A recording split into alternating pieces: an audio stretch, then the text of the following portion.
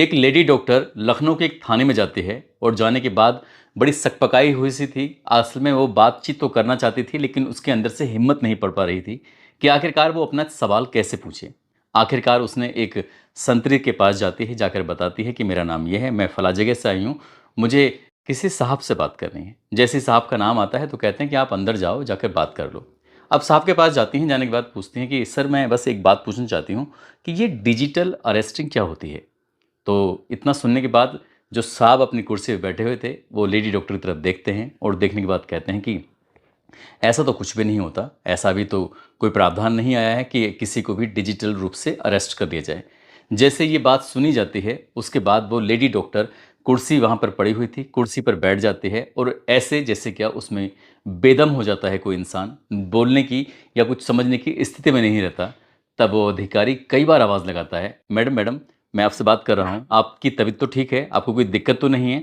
तभी मैडम को होश में लाने की कोशिश की जा रही थी। मैडम होश में आती है और उससे पूछा जाता है कि आखिरकार आपके साथ हुआ क्या है। मैडम कहती है कि मैं 2 करोड़ 81 लाख रुपए डिजिटल अरेस्टिंग के मामले में अब तक दे चुकी हूँ। जैसे ही वो ये बात कहती हैं, ये मामला सोशल मीडिया पर, ये मामला अखबारों में, ये मामला टेलीविज़न पर इस कदर वायरल होने लगता है। संभवतः बताया जाता है कि भारत के इतिहास में इससे बड़ी डिजिटल अरेस्टिंग अभी तक हुई नहीं है। क्या मामला है और कौन है वो लेडी डॉक्टर, क्या हुआ था उनके साथ, कि आगे क्या हुआ, इस पूरी कहानी को समझने की, जानने की कोशिश करते हैं। हालांकि आप इस कहानी को सुनने के बाद पुलिस की ज़रूर तारीफ करेंगे, क्योंकि उन्होंने उन अपराधियों तक पहुंच भी गई है और बहुत बड़ी मात्रा में पैसों को वापस भी ले आए थे। आदाब, नमस्कार, सत श्री अकाल। मैं उस्मान सैफी। आज की जो सच्ची घटना मैं आपको सुनाने जा रहा हूँ, ये सच्ची घटना है उत्तर प्रदेश की राजधानी लखनऊ की। वहाँ का एक इलाका है कृष्णा नगर। दरअसल 1 अगस्त 2024 की सुबह की ये बात है। एक अनजान नंबर से एक लेडी डॉक्टर के पास फ़ोन आता है। वो व्यक्ति कहता है कि मैं ट्राई से बात कर रहा हूँ। लेडी डॉक्टर ने पूछा कि ट्राई क्या मतलब? वो कहता है कि मैं telecom regulatory authority of India से बात कर रहा हूँ और आपके नाम पर जितने भी सिम कार्ड इशू हैं, वो सारे के सारे सिम कार्ड बंद किए जा रहे हैं। क्या मेरी बात डॉक्टर रुचिका टंडन से हो रही है? जैसे ये बात कही जाती है तो रुचिका टंडन परेशान हो जाती हैं। कहते हैं कि आपको पता नहीं है कि मेरा नंबर कितना इम्पोर्टेंट है? मेरा नंबर बैंकों में, मेरा नंबर स्टूडेंट को, सब जगह पे तो बटा हुआ है। आपको पता नहीं है कि आप किससे बात कर रहे हैं? वो पूछता है कि हाँ, मैं जानता हूँ मैं किससे बात कर रहा हूँ। आप एसजीपीजीआई यानी कि Sanjay Gandhi post graduate institute medical science की associate professor doctor Ruchika Tandon बात कर रही हैं। इतने कॉन्फिडेंस के साथ जो व्यक्ति बात कर रहा था, डॉक्टर साहिबा थोड़ी सकपका जाती हैं, परेशान हो जाती हैं, एक बार को शांत हो जाती हैं। पूछती हैं कि आखिरकार बात क्या है? वो कहते हैं कि तुम्हारे खिलाफ मुंबई के क्राइम ब्रांच जो साइबर सेल है, वहाँ पर 20 शिकायतें आई हैं तुम्हारे अलग-अलग नंबरों से। तो तुम्हारे नाम से 20 से ज़्यादा नंबर हैं और आपको पता नहीं है आपके इन नंबरों से कितने-कितने बड़े अपराध हो रहे हैं। सीधे-सीधे राष्ट्र हित को तुम चोट पहुंचा रही हो और कहती हो कि आप किससे बात कर रहे हैं। इस तरह की जो बात सामने वाला व्यक्ति कहता है, तो डॉक्टर रुचिका इतना ज़्यादा परेशान हो जाती हैं। वो कहती हैं कि सर मैं क्या कर सकती हूँ, मुझे बताइए, आप मेरी हेल्प कीजिए। वो कहते हैं मैं कुछ नहीं कर सकता, मैं तो सिर्फ आपके नंबरों को बंद करने का आदेश लेके आया हूँ। अब बात तो आपसे सीबीआई के ऑफिसर हैं, आईपीएस राहुल गुप्ता, वही बात करेंगे, आप उनसे बात करना। इससे पहले कि वो फ़ोन कटता, इससे पहले कि वो डॉक्टर कुछ समझ पाती, सही हो पाती, अपने आप को किसी तरकीब से वो रिलैक्स फील कराती या फिर कुछ करती, इसी बीच में एक वीडियो कॉल आती है और जैसे वीडियो कॉल आती है तो वो थर-थर काँपने लगती हैं। दरअसल सामने एक ऑफिसर है, उस ऑफिसर का चेहरा दिखाई दे रहा है। उसे देखकर साफ अंदाज़ा लगाया जा सकता है जैसे कि ये आईपीएस ऑफिसर है, क्योंकि उसकी जो पहनावा है, उसका जो तरीका है, उसको देखकर सहज पढ़ा-लिखा आदमी तो कोई भी समझ जाएगा कि ये किसी बड़े ऑफिसर का है। डरते-डरते उन्होंने उस फ़ोन को रिसीव कर ही लिया। आखिरकार वो वीडियो कॉल थी। हालाँकि उधर से सिर्फ़ फ़ोटो दिखाई दे रहा है, इधर से चेहरा दिखाई दे रहा है और जो चेहरे की जो डर था, वो साफ सामने वाले व्यक्ति को दिखाई दे रहा है। उधर से वो व्यक्ति कहता है कि मैं आईपीएस राहुल गुप्ता बात कर रहा हूँ, सीबीआई ऑफिसर। मैडम क्या आपने नरेश गोयल का नाम सुना है? तो इधर से लेडी डॉक्टर कहती हैं कि मैं समझी नहीं। उन्होंने कहा कि मैं नरेश गोयल की बात कर रहा हूँ, क्या आपने उसका नाम सुना है कि नहीं सुना है? तो डॉक्टर साहिबा मना कर देती हैं कि मैंने तो ऐसा कोई नाम नहीं सुना है। वो कहते हैं कि जेट एयरवेज़, जो हवाई जहाज़ वगैरह हैं, वो उनके खुद सारे वो हैं, जेट एयरवेज़ के मालिक हैं और उन्हीं के बारे में बात कर रहा हूँ। दरअसल मनी लॉन्ड्रिंग हुई है और आपके खाते में उनके नाम पर जो मनी लॉन्ड्रिंग हुई है वो आपके खातों में भेजी गई है। जैसे ये बात कही जाती है कि मेरे खाते में क्यों भेजी जाएगी मेरे पास? बोले मैडम शायद आपको अंदाज़ा नहीं है, मुंबई में आपके नाम से कई खाते चल रहे हैं जिसमें बहुत सारे पैसे ट्रांसफ़र किए गए हैं और आपको इस बात का भी अंदाज़ा नहीं है कि उन पैसों से बच्चों की, महिलाओं की तस्करी की जा रही है। अब आपको पता नहीं है, साथ ही कई ऐसी ऑर्गेनाइज़ेशन, ऐसे संगठनों को आपके तरफ से पैसे भेजे जा रहे हैं जिनका टेररिस्ट आतंकवाद से सीधा-सीधा ताल्लुकात है। जैसे ही लेडी डॉक्टर ने ये बात सुनी, लेडी डॉक्टर थर-थर काँपने लगती हैं, वो समझ नहीं आ रहा था कि आखिरकार करें तो क्या करें? तब इधर से कहा जाता है कि आपको मुंबई आना होगा और मुंबई में आने के बाद आपसे बातचीत होंगी, आपसे पूछताछ होगी, अगर आप पूछताछ के लिए तैयार हैं तो बताइए। वो कहती हैं कि आपको पता नहीं मैं कहाँ से बात कर रही हूँ? वो बताते हैं कि मैं जानता हूँ कि आप लखनऊ से बात कर रही हैं, 2 घंटे के अंदर-अंदर आपको मुंबई आना है। अब ऐसी कोई अभी तक मशीन नहीं बनी कि किसी भी व्यक्ति को हज़ारों किलोमीटर 2 घंटे या 1 घंटे में एकदम से पहुँचा दे, क्योंकि बहुत सारी प्रक्रियाएँ होती हैं। अगर हवाई जहाज़ का भी टिकट लिया जाए, तो उसके लिए भी काफ़ी दिन पहले जाके उसको अप्लाई करना पड़ता है, तब जाकर टिकट मिलता है हवाई जहाज़ का। उसके लिए भी टाइमिंग होता है, लेकिन एकदम से अगर 2 घंटे में कोई कहे तो शायद पॉसिबल नहीं है। लेडी डॉक्टर परेशान हो जाती हैं। अब अभी सबसे पहला फ़ोन ट्राइस से था, दूसरा फ़ोन सीबीआई से था, फिर कुछ देर के बाद ईडी का फ़ोन आ जाता है। ईडी का जैसे ही फ़ोन आता है, अब पैसे के लेन-देन की वाली बात थी। वो मैडम साफ-साफ मना कर देती कि मैं तो मुंबई नहीं आ सकती। वो कहते हैं कि मुंबई नहीं आ सकती तो आपके लिए एक ऑप्शन है, आप ऑनलाइन बात कर सकती हैं, यानी कि आपको ऑनलाइन अरेस्टिंग देनी पड़ेगी कि हमें आप दिखाई देती रहें, कहीं ना जाएँ, किसी से बात ना करें। यदि आपने किसी से बातचीत करने की कोशिश की, अब चाहे वो आपका परिवार का कोई भी सदस्य हो, चाहे वो कोई ऑफ़िसर हो, आप जिससे भी बातें करेंगी, उस व्यक्ति को हम गिरफ्तार कर लेंगे और उसको राष्ट्रीय सुरक्षा के मामले में उसे जेल भेजा जाएगा। कम से कम 20 साल की सज़ा हो सकती है, इससे ज़्यादा भी हो सकती है, उम्र कैद भी हो सकती है, अगर आपने किसी से बातचीत करने की कोशिश की। लेडी डॉक्टर समझ नहीं पा रही थी कि करूँ तो करूँ क्या? और ये कुछ ही घंटों की प्रक्रिया थी। फिलहाल लेडी डॉक्टर को कहा जाता है कि आप अपने कमरे में जाइए, आप अपने घर के किसी भी सदस्य से बात नहीं करेंगे। आप टॉयलेट में जाएँगी तो बात करके जाएँगे, आप पानी पिएँगे तो बात करके पिएँगे, आप कुछ खाएँगे तो अब हमसे बताएँगी। कुल मिला के जो लेडी डॉक्टर होती है, वो तैयार हो जाती हैं कि मैं आपको डिजिटल अरेस्टिंग देने के लिए तैयार हूँ। यानी कि डिजिटल अरेस्टिंग, एक कोई भी व्यक्ति होगा, वो ऑनलाइन रहेगा, वो दिखाई देता रहेगा, सामने वाले की कॉल चलती रहेगी। इसके लिए जब वो मैडम तैयार हो जाती हैं, तो सबसे पहले उन्हें आदेश दिया जाता है कि आपको सबसे पहले एक नया मोबाइल खरीदना है, नया नंबर लेना है, सब कुछ नया होना चाहिए और उसके बारे में किसी को भी कोई जानकारी नहीं होनी चाहिए। मैडम तैयार हो जाती हैं और तैयार होने के बाद ओके, साफ-साफ कहा जाता है कि तुम्हारे खिलाफ हमारे पास कुछ ऐसे सबूत हैं जो हम कोर्ट में कुछ ऐसे दस्तावेज़ हैं, आपकी बातचीत की रिकॉर्डिंग है, सब कुछ इस तरह से उन्होंने पूरा माहौल बनाया। मैडम ने कुछ बोलना जैसे शुरू किया, तो सामने वाले व्यक्ति ने इंग्लिश में जब डाँट पिलाई है, तो डॉक्टर साहिबा चुप हो जाती हैं। करूँ तो क्या करूँ? सामने वाले व्यक्ति जो थे वो अंग्रेज़ी में बात कर रहे हैं, तो कभी हिंदी में बड़े अच्छे से बात कर रहे हैं, सलीके से बात कर रहे हैं। कुछ ही देर के बाद उनके मोबाइल पर व्हाट्सएप पर कुछ डिटेल्स आनी शुरू हो जाती हैं। यानी कि कोर्ट का भी आदेश आ जाता है, सीबीआई का भी आदेश आ जाता है, ईडी का भी आदेश आ जाता है, ट्राई का भी आदेश आ जाता है।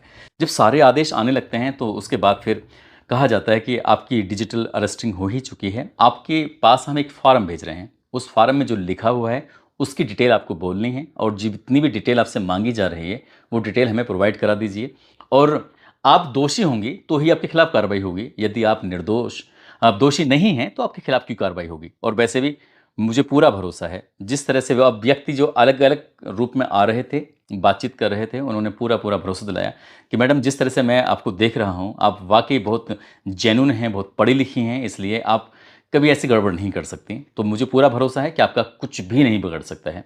बस ये डिटेल हैं, इन डिटेल को उपलब्ध करा दीजिए और उसके बाद हो सकता है कि आपकी राहत कुछ आसान, मतलब मंज़िल कुछ आसान हो जाए।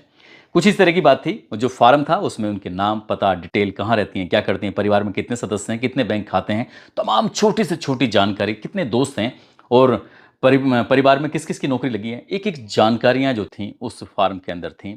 अब सामने वाले व्यक्ति ने हर एक छोटी से छोटी बात, छोटी से छोटी जानकारी इकट्ठी करनी शुरू कर दी। पूछा गया कि आपके नाम से कितने बैंक में खाते हैं, कितने फिलहाल जिनका तुम इस्तेमाल कर रहे हो, हम मिलान करेंगे क्योंकि आपके नाम से जो फर्जी खाते खोले गए हैं, आपके नाम से जो फर्जी सिम कार्ड लिए गए हैं, इस तरह की जो पूरी जानकारियाँ थीं, वो मैडम ने क्रॉस वेरीफ़ाई करने के लिए बात थी कि क्रॉस वेरीफ़ाई होगा, आपके पास कितने संचालित हैं और जितने टेररिज़्म या फिर कोई ऑर्गेनाइज़ेशन है, कोई संगठन है, इस तरह से कितने लोगों ने आपके नाम से फर्जी तरह से सिम कार्ड निकाले हैं और कितने तरीके से खाते तैयार किए गए हैं। कुछ इस तरह की बात थी। मैडम तैयार हो जाती हैं। अब तैयार हो जाती हैं, उस बीच में उन्हें जब रात हो जाती है तो उन्हें कहती हैं मुझे नींद आ रही है। बोले ठीक है, आप सो सकते हैं लेकिन कमरे से बाहर नहीं जाएंगे। मैडम सो जाती हैं। पूरे दिन की यही प्रक्रिया चल रही थी। बच्चों ने पूछने की भी कोशिश की कि माँ तुम थोड़ी परेशान लग रही हो। तो कहती है मैं कोई बिल्कुल परेशान नहीं हूँ और मुझे कोई डिस्टर्ब ना करे, मैं कमरे में रहना चाहती हूँ।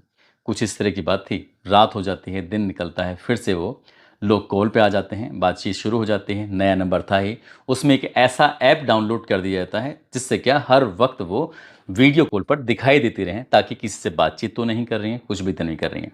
इस तरह से अपना सिलसिला अपना शुरू कर देती हैं और अपने बारे में हर छोटी से छोटी जानकारी देनी उनकी शुरू कर दी जाती है।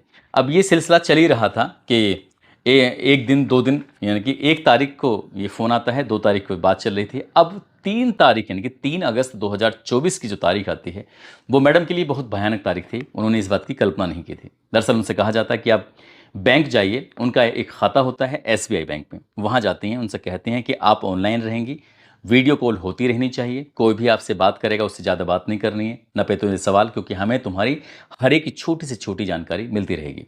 एसबीआई में उनका खाता होता है, उसमें 1 करोड़ रुपए की रकम थी और इस 1 करोड़ रुपए की रकम को एक दूसरे खाते में ट्रांसफ़र करने की बात कही जाती है। ये कहा जाता है कि आपके पास जितने भी रुपए हैं, अलग अलग हिस्सों में, चाहे वो आपके बैंक खाते में पड़े हैं, चाहे वो आपकी एफडी हो या फिर अन्य कोई राष्ट्र बचत योजना में, कुछ भी आपके पास जितना पैसा है, आपके पास चाहे ज्वेलरी है, कुछ भी है, सबके सबको आपको एक जगह इकट्ठा करना है। जितने भी खाते हम दे रहे हैं वो सारे के सारे पैसे इन खातों में ट्रांसफ़र हो जाने चाहिए। 3 अगस्त 2024 को एसबीआई के खाते से 1 करोड़ रुपए की रकम जब भेजी जा रही थी, तो सामने बैंक मैनेजर कह रहा था कि मैडम आज तुम थोड़ी परेशान लग रही हो, क्या बात है, क्या दिक्कत है, क्या मैं आपकी कुछ मदद कर सकता हूँ? तो वो कहते हैं कि नहीं नहीं सर, कोई ऐसी कोई दिक्कत नहीं है, ऐसी कोई परेशानी नहीं है। और 1 करोड़ रुपए की रकम जो बताए गए खाते में ट्रांसफ़र कर दी जाती है। उसके बाद फिर 4 तारीख आती है और वही सिलसिला था, लगातार वो ऑनलाइन थी, दिखाई दे रही हैं, क्या खा रही हैं, क्या पी रही हैं, कहाँ जा रही हैं, किससे बात कर रही हैं और कितनी बात करनी है, ये सब कुछ वहाँ से आदेश दिया गया था। 5 तारीख आती है, यानी कि 5 अगस्त आती है। 5 अगस्त को उनकी इंडियन बैंक के अंदर जो खाता था, उस खाते से 50 लाख रुपए की रकम किसी दूसरे खाते में ट्रांसफ़र करवा दी जाती है। इसी दिन यानी कि 5 अगस्त को ही पीएनबी के खाते से 12 लाख रुपए एक बार, 40 लाख रुपए एक बार, 15 लाख रुपए एक बार, कुछ इस तरह से 5 अगस्त को 4 बार में 50 लाख, 12 लाख, 40 लाख, 15 लाख ये ट्रांसफ़र कर दिए जाते हैं। उसके बाद फिर अगला दिन निकलता है।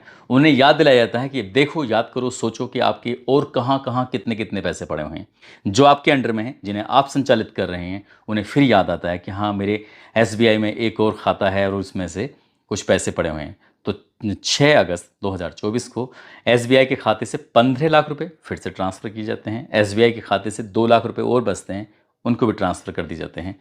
7 अगस्त आ जाता है। 7 अगस्त आने के बाद फिर वही बातचीत का सिलसिला चल रहा था, उनसे पूछताछ चल रही थी। उनको लगातार जो सीबीआई की तरफ से, ईडी की तरफ से, ट्राई की तरफ से, जितनी भी संस्थाएं हैं उनकी तरफ से लेटर दिए जा रहे थे, बाकायदा मोहर लगी हुई थी। उन्हें देखकर कोई भी ये समझ ही नहीं सकता कि वो डुप्लीकेट हो सकते हैं। उनको देखकर कोई भी समझ जाएगा कि ये ओरिजिनल हैं।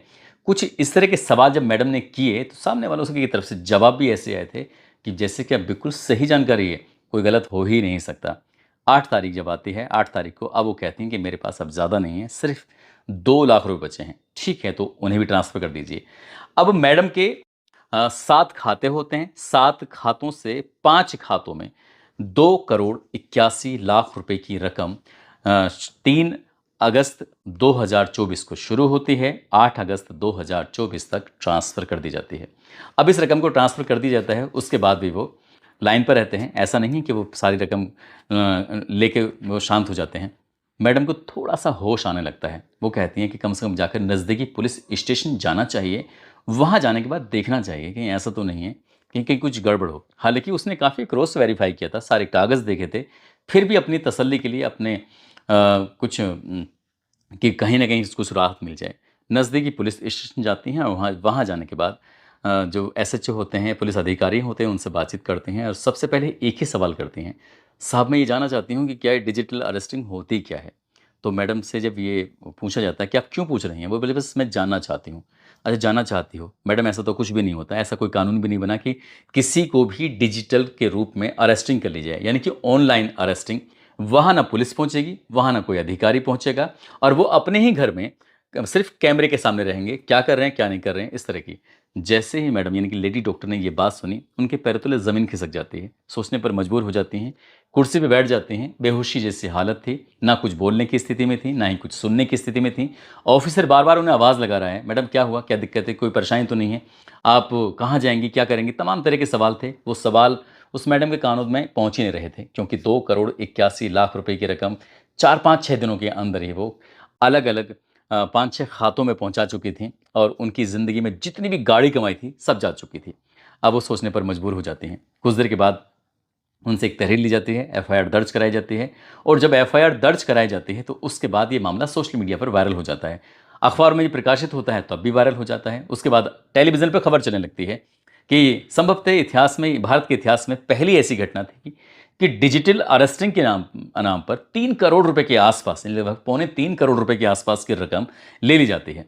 अब उसमें जो उत्तर प्रदेश की पुलिस थी, वो सक्रिय हो जाती है, और जैसे ही उत्तर प्रदेश की पुलिस सक्रिय होती है, तो ये मामला एसटीएफ को दिया जाता है, स्पेशल टास्क फोर्स को, कि तुम्हें इस मामले की पड़ताल करनी है, क्योंकि जो मैडम होती हैं वो संजय गांधी, और उनका पोस्ट ग्रेजुएट जो कॉलेज होता है, मेडिकल कॉलेज, तो उसकी वो एसोसिएट प्रोफेसर होते हैं। ज़ाहिर सी बात है, इतने पढ़े लिखे व्यक्ति के साथ कोई इस तरह से छल कैसे कर सकता है।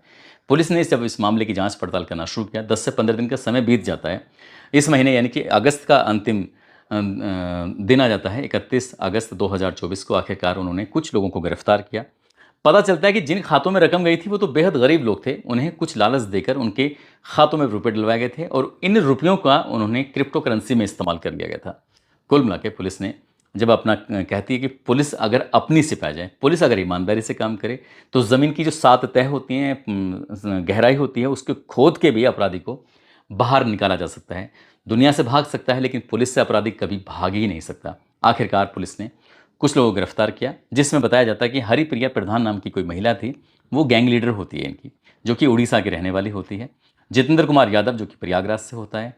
हितेश उर्फ ज्ञानचंद, जो कि गाजीपुर उत्तर प्रदेश का रहने वाला होता है।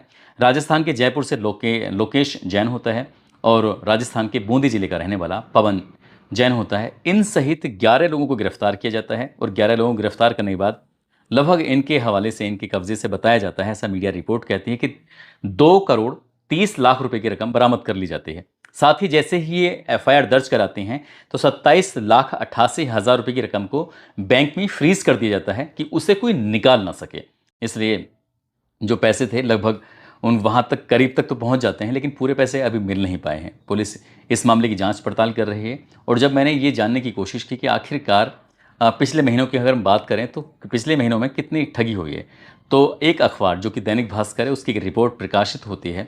उसमें बताया जाता है कि 4 महीने में, यानी कि पिछले 4 महीने, अभी सितंबर चला है और उससे पीछे आप वापस करेंगे, तो 400 करोड़ रुपए की इसी तरह से डिजिटल ठगी हुई है। और मैं किसी और की बात क्यों करूँ, मेरे ही अपने घर में जो एक स्कूल में हेडमास्टर हैं, मेरे ताऊ जी के बेटे, उनके साथ भी कुछ ऐसे ही होता है। जब वो अपने स्कूल में होते हैं, तो उनको बाकायदा उनके नाम से पुकारा जाता है, क्या मेरी बात उनसे हो रही है? तो ठीक है, बात हो रही है।